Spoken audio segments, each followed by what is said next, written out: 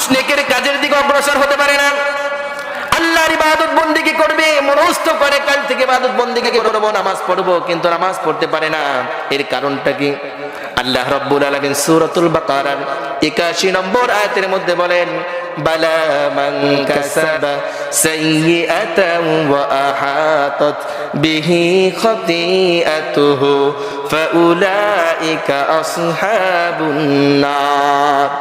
আল্লাহ রাব্বুল আলামিন বলেন, এই পৃথিবীর বুকের মানুষ যারা গুনাহের কাজের মধ্যে লিপ্ত হয়ে যাবে, গুনাহ করবে, ওই ব্যক্তিকে গুনাহটা এমন ভাবে পাকড়াও করে ধরবে, গুনাহ থেকে সে ছুটে নেক কাজের দিকে অগ্রসর হতে পারবে না। দেখছেন? এর মানে হলো, যখন কোনো মানুষ গুনার কাজের মধ্যে লিপ্ত হয়ে যাবে, গুনাহ করার পর ওই ব্যক্তি সওয়াবের কাজের দিকে অগ্রগতি পাবে না। আপনি যতবারই বলেন না কেন, কাল থেকে আমি ভালো হয়ে যাব, এই মাসে ১ কোটি টাকা